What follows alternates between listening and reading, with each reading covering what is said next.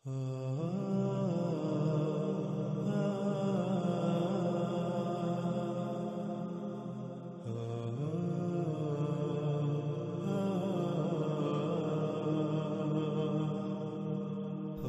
باللہ من الشیطان الرجیم، بسم اللہ الرحمن الرحیم۔ ناظرین، ہمارے اس پروگرام کا موضوع موجودہ حالات کے تناظر میں وہ لوگ ہیں جو خود کو ملحد کہلواتے ہیں یا پھر ملحد کہتے ہیں۔ لفظ ملحد کا معنی کیا ہے، اس کے بارے میں بہت کم لوگ جانتے ہیں، اور اس کے برعکس اکثریت اس لفظ کو نہ صرف ایک گالی سمجھتی ہے بلکہ اس کا استعمال بھی بطور گالی ہی کیا جاتا ہے۔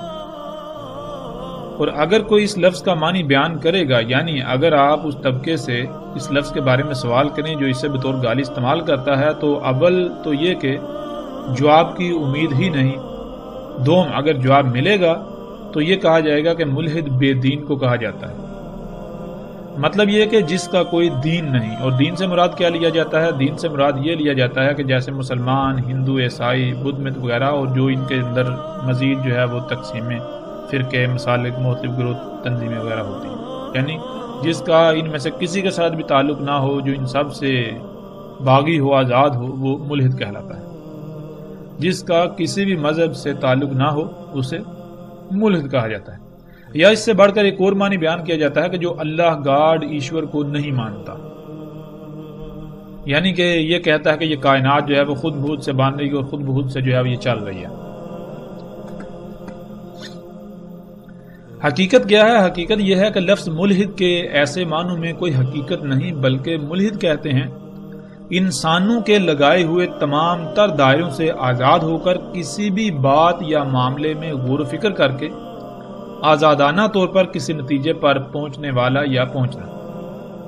یعنی مثال کے طور پر آپ ایک ایسے شخص سے سوال کرتے ہیں جو خود کو مسلمان کہلواتا ہے یا سمجھتا ہے کہ اس ذات کے بارے میں بتاؤ جو کل کائنات کا خالق ہے، تو وہ شخص جب اس ذات کے بارے میں سوچے گا تو اسی دائرے میں رہ کر سوچے گا جس میں وہ پہلے سے بند ہے، یعنی کہ اسلام کے نام پر جو دائرہ ہے، مسلمان کے نام پر، اسی دائرے میں بند ہو کر وہ اسی دائرے کے اندر رہ کر وہ سوچے گا۔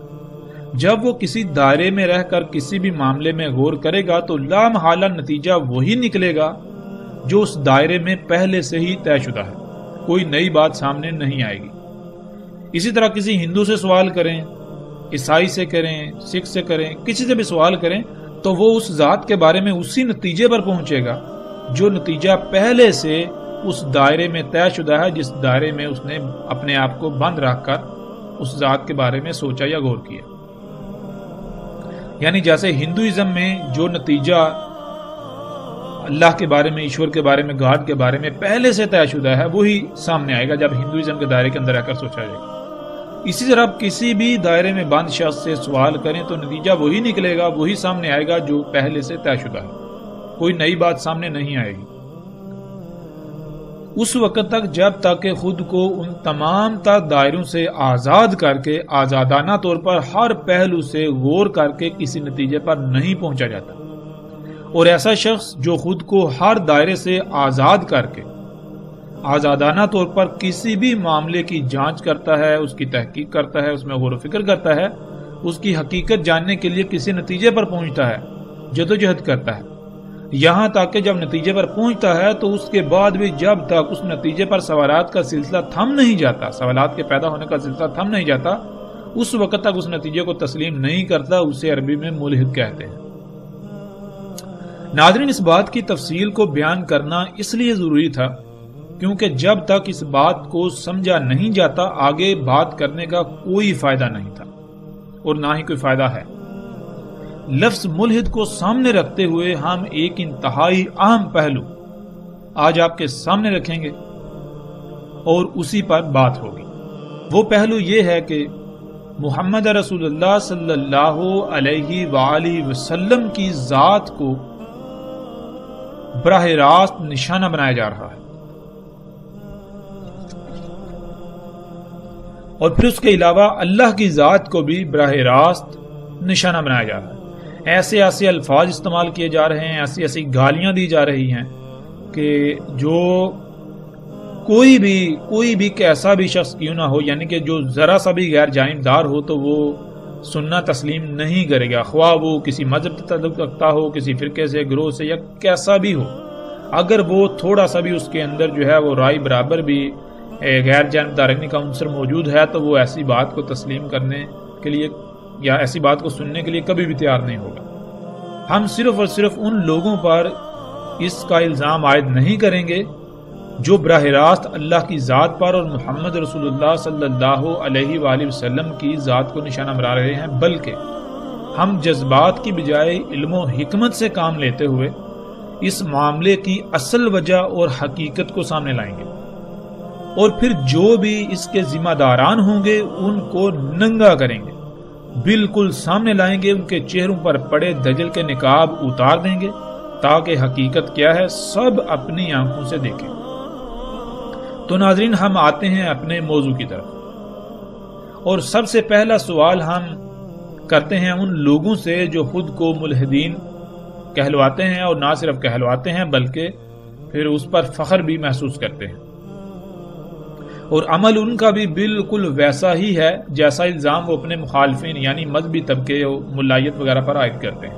مطلب یہ کہ وہ طبقہ جو خود کو ملحدین کہتے ہیں یا کہلواتے ہیں، ان کا کہنا یہ ہے، ان کا الزام یہ ہے کہ مذہبی طبقہ خود کو ملاؤں کے ہی کھینچے ہوئے دائروں میں بند کر کے سوچتا ہے، اور پھر نتیجہ وہی نکلتا ہے جو پہلے سے ملائیت یا مذہبی طبقہ طے کر چکا ہوتا ہے، جس کی وجہ سے آج دنیا کی یہ حالت ہے کہ ہر طرف قتل و غارت اور فساد بپا ہے۔ ہم فی الحال اس پر بات نہیں کریں گے،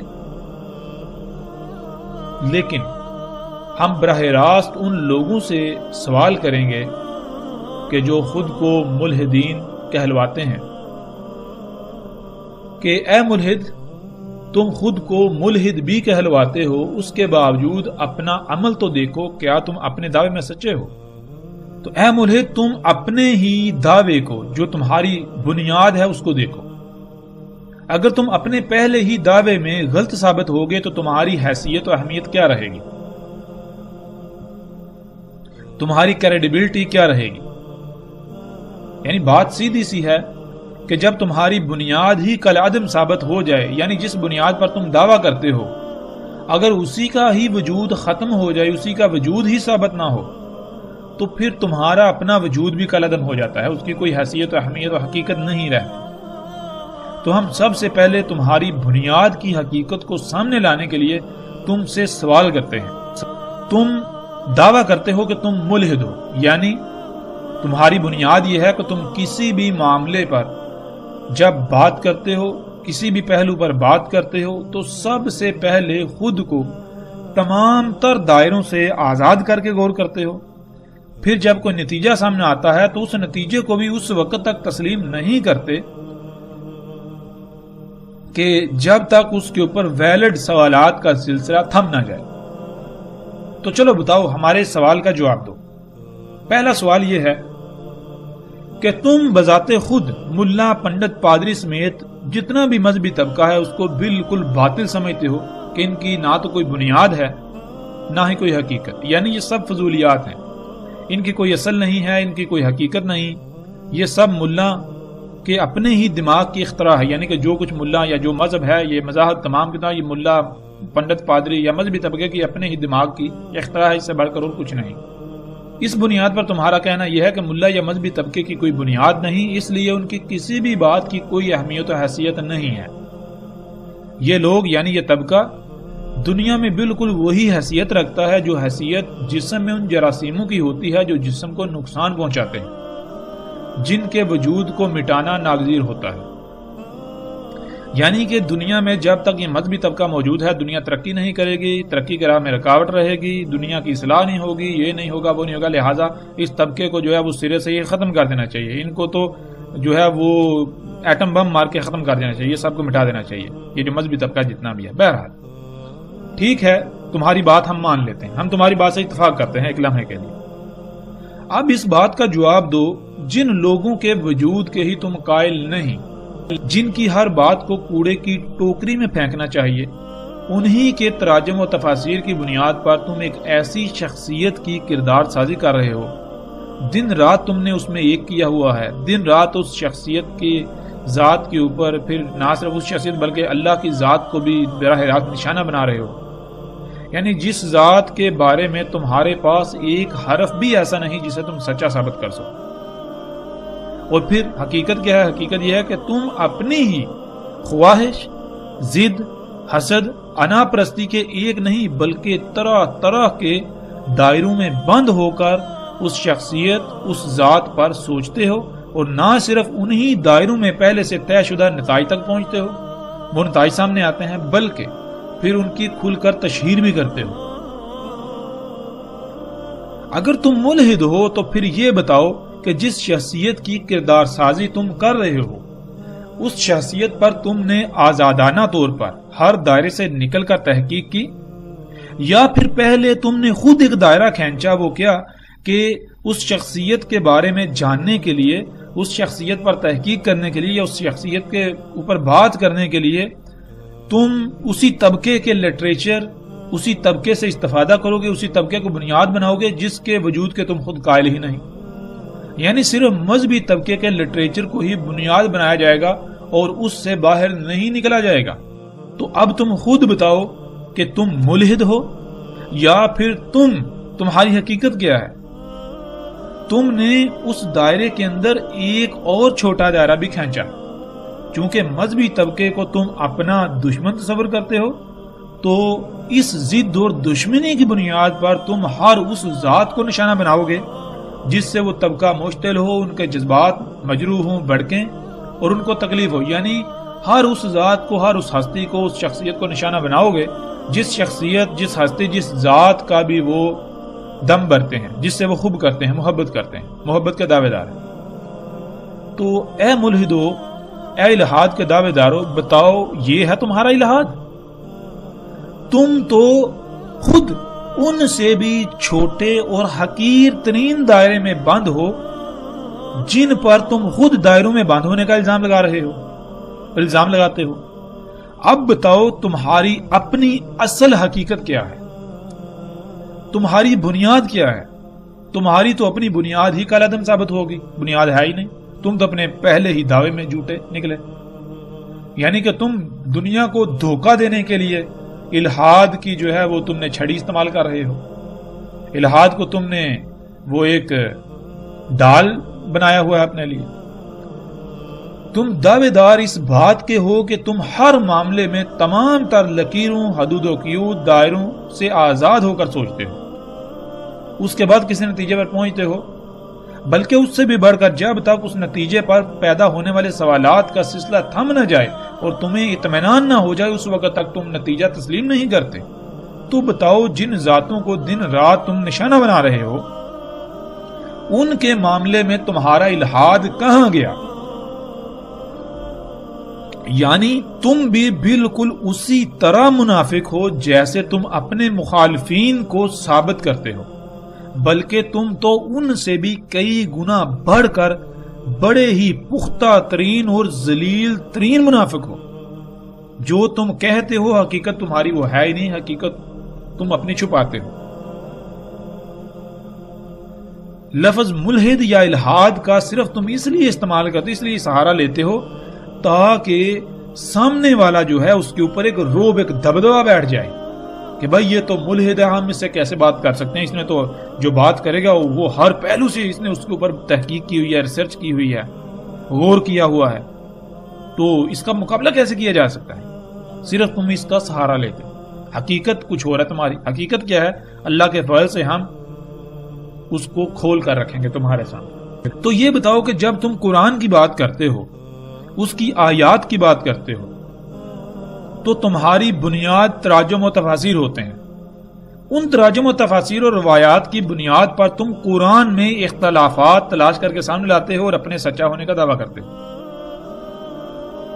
اب ذرا یہ بتاؤ، تھوڑا غور کرو، اپنے ہی گریبان میں جھانکو، کہلواتے تو خود کو ملحد ہو، لیکن اس معاملے میں بھی تمہاری مثال بالکل اس شخص کی سی ہے کہ جس کو ہاتھی دیکھنے کا تو بہت شوق تھا، بہت شوق تھا، اس نے ہاتھی نہیں دیکھا ہوا تھا، اور پھر اس کا پالا ایک ایسے شخص سے پڑا جسے خود بھی ہاتھی کا علم ہی نہ تھا، لیکن ہوا کیا؟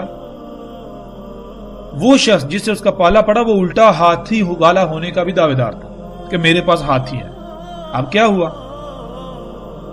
یوں کہ دونوں کا آپس میں رابطہ ہوا، ملاقات ہوئی، اور ملاقات کے دوران وہ اس کے سامنے ایک بھینس لے آیا، کیونکہ وہ بھی اسے ہاتھی ہی سمجھتا تھا۔ تو اس نے ہاتھی دیکھ لیا۔ جب اس نے ہاتھی دیکھ لیا تو اس کا معاملہ ایسا ہوا کہ جیسے اس کے ہاتھ کوئی بہت بڑا راز لگ گیا ہو۔ اس کی زمین کے اوپر اس کے پاؤں نہیں لگ رہے، پھولا نہیں سما رہا۔ وہ بستی میں گیا اور چیخنا چلانا شروع کر دیا کہ لوگو لوگو لوگو، دیکھو تمہارے پاس جو ہاتھی کے بارے میں معلومات ہیں وہ غلط ہیں، یعنی کہ تم جسے ہاتھی کہہ رہے ہو وہ بکری ہے، اور خود کو وہ سچا اور باقی سب کو غلط سمجھتے ہوئے فخر کے ساتھ بھینس کو ہاتھی بنا کر پیش کر رہا تھا۔ بہرحال آگے جو سامنے والے تھے ان کا معاملہ یہ تھا، انہوں نے بکری کو ہاتھی بنایا ہوا تھا، بکری کو ہاتھی سمجھتے تھے۔ اب ظاہر ہے وہ اسے کیا جواب دیں گے؟ اب وہ جو شخص ہے جو بھینس کو ہاتھی بنا کر پیش کر رہا تھا اس کے سامنے سب لاجواب، کوئی اس کو جواب نہیں دے رہا۔ اس وجہ سے وہ پھر مزید پھولتا گیا اور اس نے کہا جی بس میں ہی ہوں۔ تو بالکل اسی طرح تمہارا معاملہ بھی بالکل یہی ہے کہ نہ تم خود قرآن کو جانتے ہو کہ قرآن کیا ہے، اور نہ وہ جن سے تمہارا پالا پڑا، جس کو وہ لوگ تمہیں قرآن بنا کر پیش کرتے ہیں، تم اسی کی بنیاد پر قرآن کو غلط اور خود کو سچا ہونے کے دعوے دار بنے پھرتے ہو۔ اگر ذرا سی بھی تم میں عقل ہوتی تو عقل کے اندھوں کبھی غور تو کر لیا ہوتا کہ قرآن میں اختلاف ثابت کرنا ہے، نہ کہ تراجم و تفاسیر میں۔ تمہارا معاملہ بالکل ایسا ہے کہ تمہارے سامنے ایک شے بنا کر رکھی اور تمہیں کہا جی اس میں کوئی خامی تلاش کرو، تو تم نے کیا کیا کہ تمہیں وہ شے نظر ہی نہ آئی، تم اندھے ہو گئے۔ تمہارے سامنے کسی نے ایک نقل لا رکھی اور تم نے اس نقل میں جب دیکھا تو اس میں تو اختلافات تھے، تضادات تھے، تو اس نقل کے اختلافات کو، تضادات کو تم نے اصل کے اوپر تھوپنا شروع کر دیا، منطبق کرنا شروع کر دیا، اصل سے منسوب کرنا شروع کر دیا۔ اب کوئی بھی ایسا شخص عقل مند ہو سکتا ہے؟ تم خود ہی فیصلہ کرو۔ تو اب یہ ہے کہ تم نے قرآن میں اختلافات ثابت کرنے کے لیے تراجم و تفاسیر ان کو استعمال کیا۔ ہاں ایک شرط پر تم تراجم و تفاسیر اور روایات وغیرہ کو بنیاد بنا سکتے ہو اگر قرآن خود اس کی اجازت دے تب، ورنہ اس کے باوجود تم اگر ایسا کرتے ہو تو جان لو دنیا میں سب سے بڑا بیوقوف اور جاہل کوئی دوسرا نہیں ہو سکتا تمہارے سوا، تمہارے علاوہ، تم سے بڑھ کر۔ عقل کے اندر جس شے کے بارے میں بات کرنا مقصود ہو تو اس کے بارے میں سب سے پہلے شرط ہے کہ علم ہونا لازم ہے، علم ہونا شرط ہے۔ جب بات تم قرآن پر کرنی ہے، جب تمہیں بات قرآن پر کرنی ہے، مگر حقیقت کیا ہے؟ حقیقت یہ ہے کہ تمہیں علم اس حد تک بھی نہیں کہ قرآن ہے کیا، لفظ قرآن کا تمہیں نہیں علم، اور قرآن میں اختلافات کے دعوے کر رہے ہو۔ کیا تم سے بڑا کوئی اور جاہل ہو سکتا ہے؟ تم سے بڑا کوئی جاہل ہو سکتا ہے؟ پھر آؤ اگلے سوال کی طرف۔ تم خالق کائنات کا انکار کرتے ہو، تم جب خود کو ملحد ہونے کا دعویٰ کرتے ہو تو تمہیں اس بات کا تو ضرور علم ہوگا کہ کسی بھی شے کے انکار کے لیے اس کے بارے میں مکمل علم ہونا شرط ہے۔ یعنی مثال کے طور پر اگر تمہارے سامنے میں جوتا رکھ دوں اور یہ کہوں کہ یہ کیک ہے تو کیا تم مان لو گے؟ ظاہر ہے نہیں مانو گے نا۔ تو ذرا جواب دو وہ کون سی وجہ ہے جس کی بنیاد پر تم نے یہ کہا کہ یہ کیک نہیں ہے؟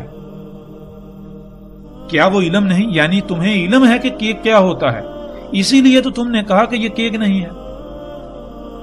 تو کسی بھی شے کا انکار کرنے کے لیے سب سے پہلے یہ شرط ہوتی ہے کہ آپ کو اس کے بارے میں صحیح علم ہو، آپ اصل کو جانتے ہوں، اصل کے بارے میں آپ کو علم ہو، تب آپ نقل کا انکار کر سکتے ہیں۔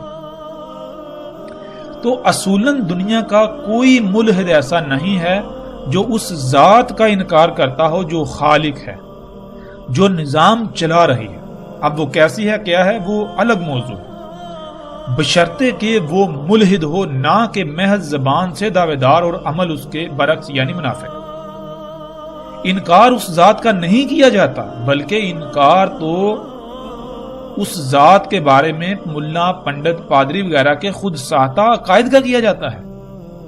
ملا نے ایک عقیدے کو اخذ کیا، جب کسی کو پوچھا جائے کہ اللہ کیا ہوتا ہے تو ملا کہتا ہے کہ اللہ کے بارے میں تم نے اسی عقیدے میں بند ہو کر سوچنا ہے۔ جب ایسا کیا جائے گا تو ظاہر نتیجہ وہی نکلے گا جو پہلے سے ہی ملا نے طے کیا ہوا ہے، کچھ نیا تو سامنے آنے والا نہیں۔ اب اصل حقیقت تو یہ ہے کہ ملا کے نزدیک، ملائیت کے نزدیک اللہ اس کے عقیدے کا نام ہے۔ ملحد تو ملا کے عقیدے کا انکار کرتا ہے، نہ کہ اس ذات کا۔ اور پھر ملا کے اس ذات کے بارے میں گڑے ہوئے عقیدے کے انکار کے لیے بھی اس ذات کے بارے میں حقیقی علم ہونا لازم ہے، ورنہ اگر اصل کا علم نہیں تو نقل کا انکار کیسے کیا جا سکتا ہے؟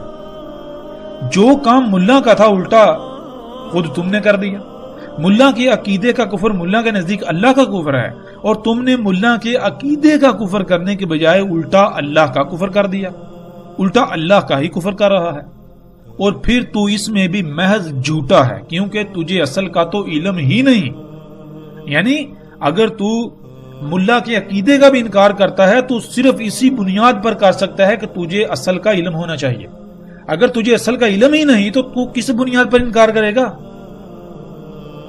تو اللہ کا انکار تو دور کی بات ہے، تو ملا کے عقیدے کا انکار بھی نہیں کر سکتا۔ اگر واقعتاً تو علم رکھتا ہے تو پھر آ میدان میں اور جواب دے۔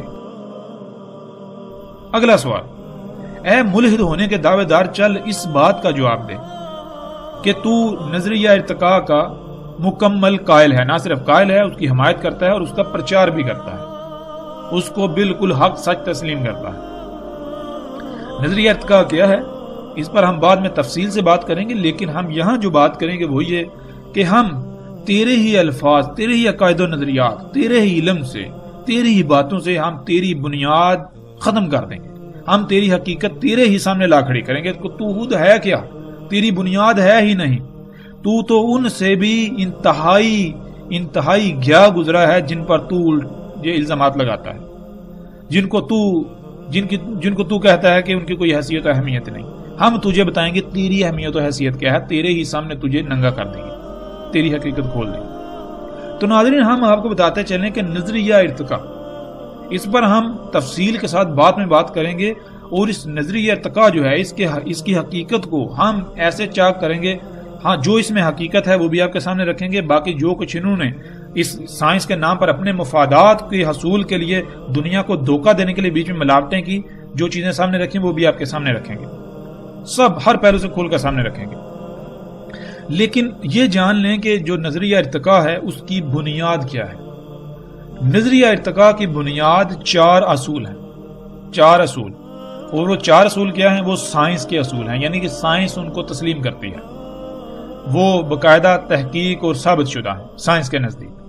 سائنس جو یہ کہتے ہیں پرووڈ علم، تو وہ چاروں کے چاروں اصول جو ہیں وہ پرووڈ ہیں۔ ان میں سب سے پہلا اصول کیا ہے کہ تغیرات، یعنی کہ نظریہ ارتقاء جن 4 اصولوں کی بنیاد پر کھڑا کیا گیا، وضع کیا گیا، گھڑا گیا، ان میں سب سے پہلا اصول ہے تغیرات۔ تغیرات کسے کہتے ہیں؟ مثال کے طور پر ناظرین، آپ ایسا کریں کہ کسی ایک جانور کو اپنے سامنے رکھیں۔ آپ ایسا کریں کہ آپ گائے کی مثال لے لیں، تو آپ گائے کو دیکھتے ہیں کہ جتنی بھی گائے ہوتی ہیں، اگر آپ ایک سے زائد گائے اپنے سامنے رکھیں، 10 20 40 50 گائے ان کو اپنے سامنے رکھیں، تو آپ دیکھیں گے کہ ہر گائے جو ہے اس میں وہ ایک جیسی نہیں ہے۔ کسی کے سینگ چھوٹے ہیں، بڑے ہیں، موٹے ہیں، پتلے ہیں، آنکھوں کا رنگ کسی کا کچھ اور ہے، کسی کا کچھ ہے۔ اس طرح کوئی گائے دبلی ہے، کوئی پتلی ہے، کسی کا قد بڑا ہے، کسی کا چھوٹا ہے، کسی کی ٹانگیں پتلی ہیں، موٹی ہیں۔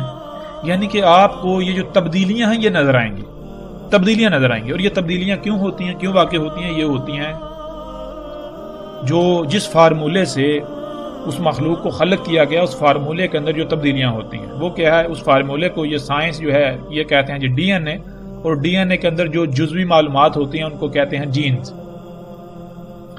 تو یعنی جین جو ہے ان کے اندر، یعنی کہ اس گائے کا جو جین ہے جو رنگ کا جینز ہے اس میں یعنی یہ معلومات تھی سرخ رنگ، تو سرخ رنگ کی گائے بنی.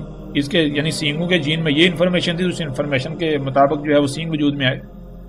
تو یعنی جب ہم دیکھتے ہیں کہ یہ تغیرات ہیں جینز کے اندر، تو اسی طرح کہ جو جنس کا تعین کرتے ہیں وہ بھی جینز ہیں.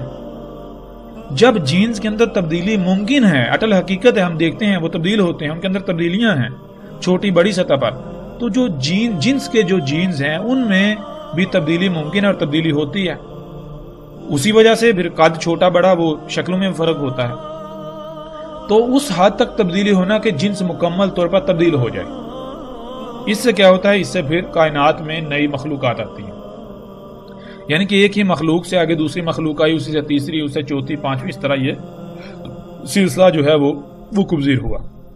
اس طرح جو ہے وہ مخلوقات بڑھتی چلی جا رہی ہیں، ایک سے دو، اس سے پھیلتی اس طرح یہ تغیرات جو ہیں یہ اس چیز کی گواہی ہیں کہ اس طرح جو ہے یہ ارتقا ہوا زمین پر حیات جو ہے اس طرح. بہرحال حقیقت کیا ہے ہم اس کے اوپر بعد میں بات کریں گے. تو سب سے پہلا جو اصول تھا بنیادی وہ یہ تھا تغیرات، اور بلا شک و شبہ یہ تغیرات حقیقت ہے، آپ دیکھ لیں آپ کو یہ نظر آئیں گے. اب دوسری، ان تغیرات کی بنیاد پر جب ایک نئی جنس آتی ہے، ایک نئی مخلوق آتی ہے دنیا میں، تو چونکہ وہ نئی ہوتی ہے تو اس کے لیے سب کچھ نیا ہوتا ہے. آب و ہوا، حالات و واقعات، گرمی سردی، موسموں کی شدت، تو سب کچھ نیا ہوتا ہے. اب اس نے اگر سلامت رہنا ہے، اپنے آپ کو اس دنیا میں سروائیو کرنا ہے، اپنی نسل بڑھانی ہے، تو پھر اس سے کوشش کرنی پڑے گی اپنی بقا کی جد و جہد کرنی پڑے گی، اپنے آپ کو بچانے کے لیے کوشش کرنا پڑے گی، یعنی ان حالات کا مقابلہ کرنا پڑے گا. اس کو کہتے ہیں بقا کی جنگ، یعنی کہ اپنی بقا کے لیے جد و جہد کرنا، حالات سے مقابلہ کرنا، ان کے سامنے ڈٹ جانا. تو جو مخلوقات، یہ جو اصول ہے، اس اصول کی بنیاد پر پھر یہ سائنس یہ کہتی ہے، ان ملحدین کا یہ کہنا ہے کہ جو مخلوقات اپنی بقا کی جنگ میں کامیاب ہو جاتی ہیں تو وہ ان کی نسل پھیل جاتی ہے زمین میں، وہ نظر آتے ہیں جاندار مخلوقات.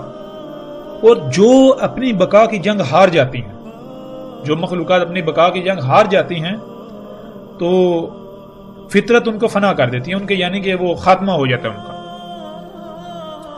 یہ تھا دوسرا اصول، بقا کی جدوجہد، بقا کی جنگ. تیسرا اصول وہ کیا ہے؟ وہ یہ ہے کہ فطرت کا انتہا، یعنی کہ تغیرات کی وجہ سے نئی مخلوقات آتی ہیں، وہ نئی مخلوقات اپنی بقا کی جنگ لڑتی ہیں، اس کے بعد جو باقی رہ جاتی ہیں، یعنی کہ اپنی بقا کی جنگ جدوجہد میں کامیاب ہو جاتی ہے، اپنا وجود برقرار کر لیتی ہیں، تو اس کے بعد بھی فطرت نے انتخاب کرنا ہوتا ہے کہ آیا ان کا وجود تسلیم کیا جائے گا یا نہیں کیا جائے گا.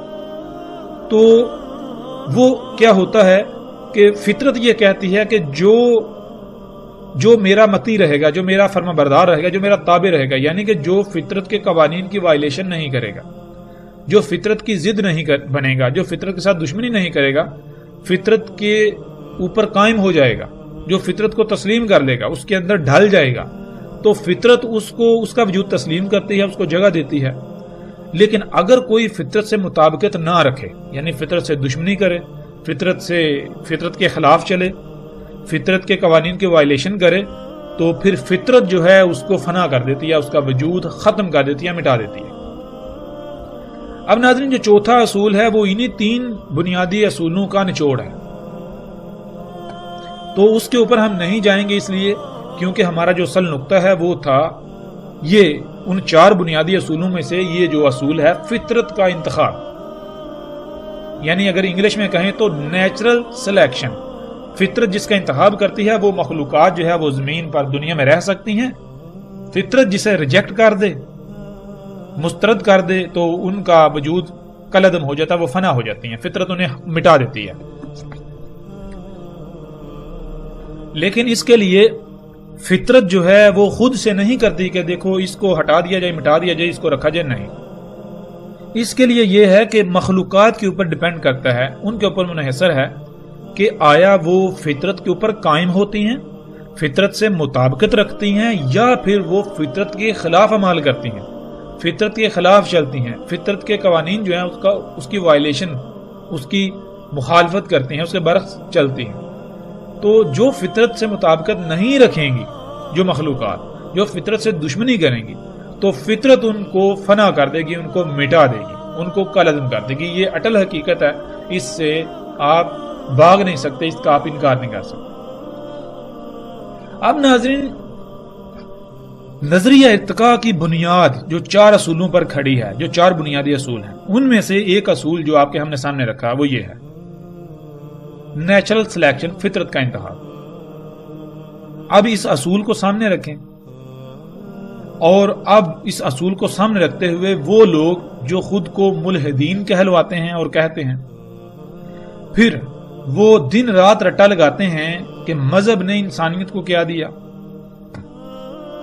سب کچھ تو سائنس نے دیا، مذہب نے اتنا عرصہ دنیا کو دھوکے میں رکھا، پتھر کے دور میں رکھا، مذہب جو ہے وہ ترقی کی راہ میں رکاوٹ ہے، اور سائنس نے انسان کو دیکھو یہ سفر کے لیے جدید ترین سواری کا ذرائع دیے، گاڑیاں، جہاز، پھر کام اتنی تیز رفتاری سے مشینیں بنا دی، کیا کچھ نہیں سائنس نے دیا، دیکھو خوراکیں پروڈیوس کی جا رہی ہیں، پیدا کی جا رہی ہیں، یہ وہ سر، دیکھو سائنس کی وجہ سے کیا کچھ ہو رہا ہے۔ تو یہ ان کا جو دعویٰ ہے، کن کا؟ ملحدین کا، جو اپنے آپ کو ملحد کہلواتے ہیں۔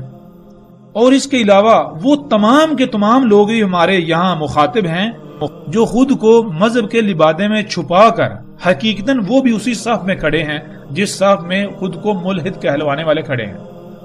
یعنی اکثریت آج ایسی ہے کہ جو خود کو مذہبی دینی طبقہ سمجھتی ہے، کہتی ہے، لیکن حقیقت ان کی بھی حقیقت جو ہے بالکل ملحدین کی طرح ہے۔ حقیقت ان کی کیا ہے؟ حقیقت میں وہ سائنس سے اتنے متاثر ہیں کہ وہ سائنس کو اپنے لیے مسیحا سمجھتے ہیں، وہ ان مشینوں کو، ان ایجادات کو اپنے لیے مسیحا سمجھتے ہیں، فائدے سمجھتے ہیں، سائنس کی ترقی سے وہ انتہا درجے کے متاثر ہیں، جس کی وجہ سے انہوں نے کیا جناب، دنیا الگ ہے، دین الگ ہے، یعنی کہ یہ سارا کچھ دنیا کے کام ہے، دنیاوی معاملات ہیں، اور ان کو موجیں کرو یا عیاشیاں کرو، ان کو بھی استعمال کرو، عیاشیاں کرو، اور دوسرا دین جو ہے وہ الگ ہے، دین کیا ہے؟ وہ مذہب ہے۔ یہ تو اب ہم بڑھتے ہیں آگے۔ تو اے ملحدو، یہ جواب دو کہ جب تمہارا اپنا نظریہ ارتقاء جس بنیاد پر کھڑا ہے، وہ اصول یہ کہتا ہے کہ جو مخلوقات فطرت سے مطابقت نہیں رکھتی، جو فطرت سے دشمنی کرتی ہیں، فطرت کے خلاف چلتی ہیں، تو یہ اٹل حقیقت ہے کہ فطرت ان کا وجود فنا کر دیتی ہے، ان کو کالعدم کر دیتی ہے، ان کو مٹا دیتی ہے، ان کا نام و نشان ختم کر دیتی ہے۔ تو پھر یہ بتاؤ کہ یہ جو سائنس کر رہی ہے، یہ جو سائنس کے نام پر کیا جا رہا ہے، یہ جتنی بھی تم ایجادات کر رہے ہو، یہ جس کو تم ترقی کہتے ہو، یہاں تک کہ سائنس کے نام پر جو چھوٹی سے چھوٹی ریسرچ تحقیق بھی تم کرتے ہو، کیا وہ فطرت سے مطابقت ہے؟ کیا وہ فطرت کے قوانین کو فالو کیا جا رہا ہے؟ کیا وہ فطرت کے اوپر قائم ہونا ہے، یا پھر فطرت سے دشمنی، یا پھر فطرت سے دشمنی، یا پھر فطرت سے دشمنی؟ بتاؤ کیا ہے؟ کیا تم فطرت کے قوانین کے خلاف نہیں کر رہے؟ کیا یہ تمام کی تمام ایجادات فطرت کے قوانین کے خلاف ورزی نہیں ہیں؟ کیا یہ فطرت کے ساتھ دشمنی نہیں ہے؟ اگر تم اپنے دعوے میں سچے ہو تو دنیا کے تمام اے وہ لوگوں جو خود کو ملحد کہلواتے ہو، اپنی طرح کے جتنے بھی شیاطین ہیں ان سب کو اکٹھا کر لو، بڑے سے بڑے جو سائنسدان ہیں ان کو بھی جمع کر لو، سب مقابلے پر آ جاؤ، اور وہ مذہبی طبقہ جو مذہب کے لبادے کے اندر سائنس سے اتنا متاثر ہے کہ اس کو مسیحا بنایا ہوا ہے، ان اشیاء ان مشینوں کو سہولتیں آسائشیں سمجھتا ہے، وہ بھی ان کے ساتھ مل جائے اور سب میدان میں کود پڑو ہمارے خلاف، اور آؤ اس بات کا جواب دو کہ یہ جو سب کچھ ہو رہا ہے، یہ جتنی ایجادات ہیں، یہ جس کو تم ترقی کہتے ہو، سائنسی ترقی، صنعتی انقلاب، کیا یہ سب کا سب فطرت کے سے مطابقت ہے؟ عین فطرت ہے؟ فطرت سے مطابقت ہے؟ فطرت پر قائم ہونا ہے، یا پھر فطرت سے دشمنی؟ تم اگر یہ کہتے ہو کہ یہ فطرت سے مطابقت ہے تو تمہیں یہ ثابت کرنا پڑے گا، اور تم یہ جانتے ہو کہ تم جھوٹے ہو، یہ فطرت سے مطابقت نہیں بلکہ یہ فطرت سے دشمنی ہے۔ کیوں؟ اگر فطرت سے مطابقت ہو تو یہ جو آج زلزلے آ رہے ہیں، طوفان آ رہے ہیں، سونامی آ رہے ہیں، آندیاں آ رہی ہیں، مخلوقات کے اندر طرح طرح کی بیماریاں ہیں، مخلوقات کا بیڑا غرق ہو رہا ہے، بادلوں کا نظام درہم برہم ہو رہا ہے، موسموں کا نظام درہم برہم ہو رہا ہے، درجہ حرارت دن بدن بڑھتا جا رہا ہے، پانی پھر آہستہ آہستہ بخارات کی شکل میں ختم ہو جائے گا، اس طرح آسمان پھٹ چکا، اس زمین کی اس دنیا کی کوئی ایک بھی مخلوق ایسی نہیں ہے جسے طرح طرح کی مصیبتوں تکلیفوں اور تباہیوں کا سامنا نہ کرنا پڑ رہا ہو۔ یہ سارے کا سارا تمہارے انہی کاموں کی وجہ سے ہے، تمہارے اسی سائنسی ترقی کے نام پر جو اعمال ہیں اس کی وجہ سے ہے۔ کیوں؟ کیونکہ یہ فطرت سے مطابقت نہیں بلکہ فطرت سے دشمنی کر رہے ہو۔ جو بھی عمل فطرت کے خلاف کیا جائے گا فطرت اسے ریجیکٹ کر دیتی ہے، فطرت اسے مسترد کر دیتی ہے۔ کیسے مسترد کرتی ہے؟ رد عمل کے ساتھ۔ تو آؤ بتاؤ، جب تم خود کہتے ہو کہ جو فطرت سے مطابقت نہیں رکھتے، جو مخلوقات فطرت سے مطابقت نہیں رکھتی تو فطرت انہیں فنا کر دیتی ہے، تو بتاؤ پھر کیا فطرت تمہیں فنا نہیں کرے گی؟ یہ تمہاری اپنی سائنس یہ کہہ رہی ہے، تمہاری اپنی سائنس یہ کہہ رہی ہے، جس سے یہ ثابت ہوتا ہے عقل کے اندر خود اپنے ہی گریبان میں جھانکو۔ ایک طرف تو خود کہتے ہو کہ جو فطرت سے مطابقت نہیں رکھتے وہ فنا ہو جاتے ہیں، ان کا نام و نشان مٹ جاتا ہے، اور دوسری طرف اسی حقیقت اپنے ہی الفاظ کو چھپاتے ہو، اس کے خلاف چلتے ہو، اس کے خلاف کرتے ہو۔ تم سے بڑا کوئی اور منافق اور دھوکے باز ہو سکتا ہے؟ تمہاری اسی دھوکے بازی کی وجہ سے آج پوری انسانیت تمہارے چنگل میں پھنس کر وہ اپنی تباہی، اپنی فنائیت کے کنارے پر آ کھڑی ہوئی، اس مقام پر آ چکی ہے کہ اب واپسی کا راستہ بند ہو چکا۔ کیا تم لوگوں نے ان حقائق کو واضح کیا؟ تمہاری حقیقت کیا ہے؟ تمہاری حقیقت بھی اسی مذہبی طبقے کی طرح ہے۔ وہ مذہبی طبقہ کیا کرتا ہے؟ قرآن کے شروع میں پڑھتا ہے الحمدللہ، الحمدللہ کہ اللہ کے لیے ہے ہی حمد، لیکن دوسری طرف وہ کیا کرتا ہے؟ اپنے کرتوتوں، اپنے جرائم کی ذمہ داری اللہ کے اوپر ڈالتا ہے۔ تم ملحدو کیا کرتے ہو؟ تم کیا کہتے ہو؟ تم کہتے ہو کہ دیکھو تمہارا اللہ عیب دار مخلوقات خلق کر رہا ہے، عیب دار موسموں میں عیوب، مخلوقات میں عیوب، خامیاں، بیماریاں، مصیبتیں، تکلیفیں، یہ تمہارا اللہ کر رہا ہے، اور یہی مذہبی طبقہ کہتا ہے۔ تو مذہبی طبقہ تو تمہارا ساتھی ہے، ان کو کیوں بلیم لگا رہے ہو؟ تم تو دونوں آپس میں بائی بائی ہو، ایک ہی کام کر رہے ہو۔ مذہبی طبقہ کیا کرتا ہے؟ مذہبی طبقہ یہ کرتا ہے کہ وہ زبان سے کہتا ہے اللہ کے لیے ہے ہی حمد، لیکن وہ اپنے جرائم، دوسروں کے جرائم کی ذمہ داری اللہ کے اوپر ڈال دیتا ہے۔ ایک طرف کہتا ہے اللہ کے لیے ہے ہی حمد، اور دوسری طرف جب وہ دیکھتا ہے کہ مخلوقات کے اندر فساد ہو رہا ہے، خرابیاں ہیں، تو وہ کہتا ہے یہ اللہ نے کر دی، اللہ جیسے چاہتا ہے خلق کرتا ہے، اللہ جیسا چاہتا ہے خلق کرتا ہے۔ وہ عقل کے اندو یہ پورے قرآن میں یہ کہاں لکھا ہے کہ اللہ جیسا چاہتا ہے خلق کرتا ہے؟ پورے قرآن میں کہیں بھی تم یہ ثابت نہیں کر سکتے کہ اللہ جیسا چاہتا ہے خلق کرتا ہے یہ لکھا ہو۔ اللہ سبحانہ وتعالی نے قرآن میں بار بار یہ بات کہی کہ اللہ خلق کرتا ہے جیسے اس کا قانون ہے، جو شے اس کے قانون کے عین مطابق خلق ہوگی وہ اللہ کی خلق ہے، جو اس کے قوانین کے خلاف خلق کی جائے گی وہ اللہ کی خلق نہیں ہے۔ جب اس کے قوانین کو فالو نہیں کیا جائے گا، اس کے قوانین کے خلاف خلق کیا جائے گا، تو اس میں خامیاں ہی خامیاں ہوں گی، اس میں عیوب ہوں گے، اس میں عیب ہوں گے، خامیاں ہوں گی، خرابیاں ہوں گی، فساد ہوگا، وہ شے نامکمل ہوگی، اس میں حمد نہیں ہوگی۔ اس لیے اللہ کے لیے ہے ہی حمد۔ تو جب تم دیکھتے ہو مخلوقات کے اندر عیوب، خامیاں، خرابیاں، تو جان جاؤ وہ اللہ کا کام نہیں ہے۔ حمد اس میں ہوتی ہے جس میں ایک رائی برابر بھی خامی، خرابی یا کجی نہ ہو، لیکن یہاں تو ہر مخلوق کے اندر خامیاں، خرابیاں اور کجیاں ہیں۔ تو پھر اس کا ذمہ دار کون؟ مذہبی طبقہ اس کا ذمہ دار اللہ کو ٹھہراتا ہے۔ اس سے بڑا بہتان الزام اللہ کی ذات پر اور ہو سکتا ہے؟ ہو سکتا ہے اس سے بڑا الزام؟ اے مذہبی طبقے تو خود غور کر، تو ایک بات کرتا ہے، تو ایک کام کرتا ہے، تیرے اسی کام پر، تیری اسی بات پر تنقید کی جائے، حالانکہ تو غلط ہوتا ہے، تیرے تنقید برداشت نہیں ہوتی، اس کے باوجود کہ تو غلط ہوتا ہے، تجھے پتا ہوتا ہے میں غلط ہوں، لیکن کیا کرتا ہے تو اپنی خامی کو، اپنے جرم کو دوسرے کے اوپر ڈال دیتا ہے، دوسرے کو ذمہ دار ٹھہرا دیتا ہے، نہیں جی یہ غلطی اس کی وجہ سے ہوئی۔ تو پھر یہ جان لے، یہ بتا کہ وہ ذات جس کے لیے ہے ہی حمد، وہ جب خلق کرتی ہے تو وہ خامیوں والا، کجیوں، کوتاہیوں والا خلق کرے گی، عیب دار خلق کرے گی، نامکمل خلق کرے گی؟ یہ کیسے ہو سکتا ہے؟ یہ تو نے کیسے جرأت کر لی؟ اتنا بڑا بہتان اللہ کی ذات پر تو باندھ رہا ہے؟ کیا تجھے یہ علم ہے کہ ان جرائم کا ذمہ دار کون ہے؟ ان جرائم کا ذمہ دار وہی طبقہ جو خود کو ملحد کہلواتا ہے، اور وہ لوگ جو اسی طبقے کو اپنے لیے مسیحا سمجھتے ہیں۔ یہ جو سائنسی ایجادات کے حامی ہیں، جو سائنسی ایجادات سائنس کو اپنے لیے مسیحا سمجھتے ہیں، جو دن رات سائنس کرتے ہیں، ان ایجادات کے بارے میں جو ہے وہ باتیں کرتے ہوئے، ان کی تعریف کرتے ہوئے تھکتے نہیں ہیں۔ انسانیت کو ہم نے یہ دیا، وہ کیا۔ یہ جتنی سائنسی ترقی ہے، اس سائنسی ترقی کی وجہ سے کائنات میں فساد ہوا، ہر شے درہم برہم ہوئی۔ یہ وجہ ہے۔ اے مذہبی طبقے، خود غور کر، تو قرآن میں پڑھتا ہے اللہ احسن الخالقین، اللہ احسن الخالقین ہے۔ خالق، غور کر، خالقین جو ہے کیا وہ جمع کا صیغہ نہیں؟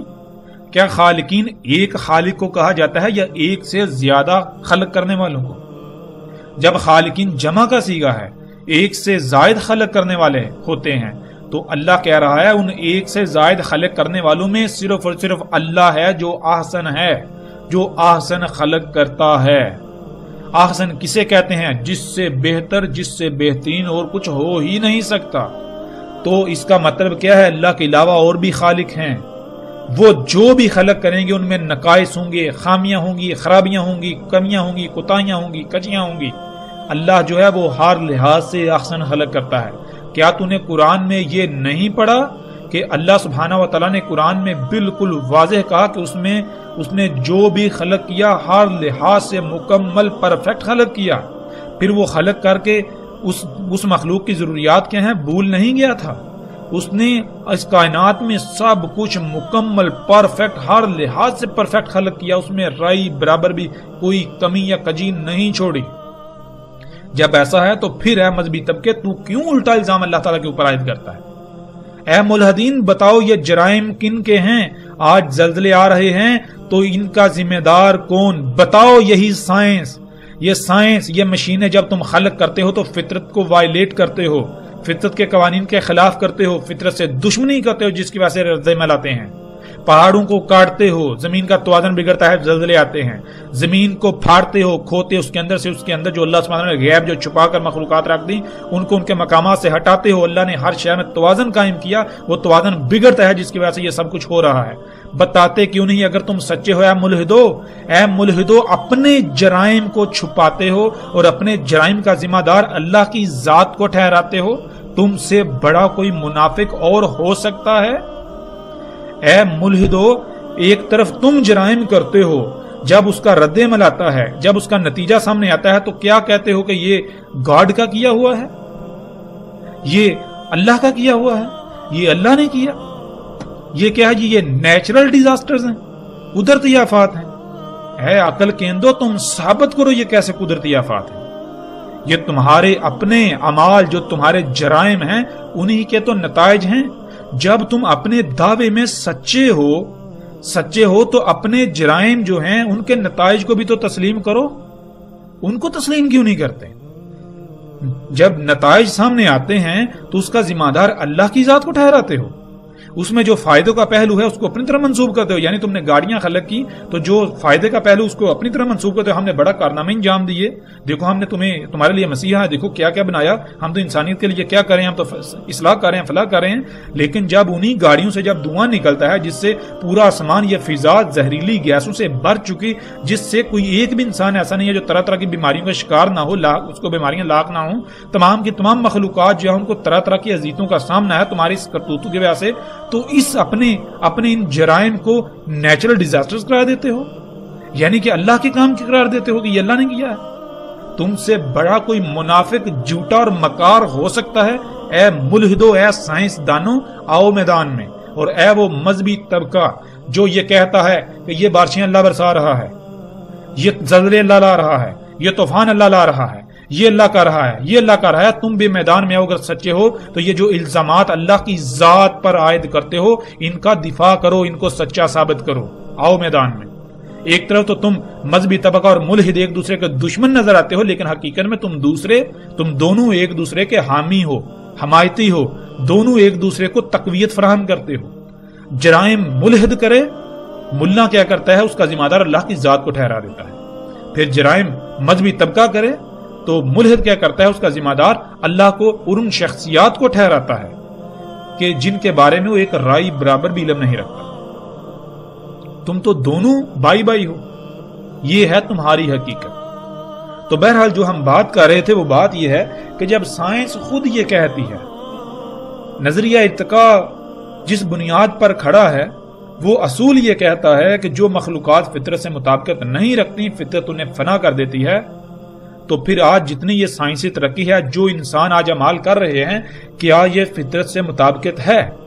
اور کوئی چھوٹے سے چھوٹا دماغ والا بھی بالکل واضح جانتا ہے کہ یہ فطرت سے مطابقت نہیں ہے، یہ سب کچھ غیر فطرتی ہے. انسان کے اپنے ہی کرتوت ہیں فطرت کے مقابلے پر. یہ فطرت کے ساتھ دشمنی ہے. جب یہ فطرت کے ساتھ دشمنی ہے، جب یہ فطرت کے ساتھ مطابقت نہیں ہے، تو پھر سائنس خود یہ کہتی ہے کہ فطرت ایسوں کو کالعدم کر دیتی ہے، ان کو فنا کر دیتی ہے. تو کیا پھر انسانیت کی فنائیت سر پر نہیں آ چکی؟ کیا فطرت تمہیں برداشت کرے گی؟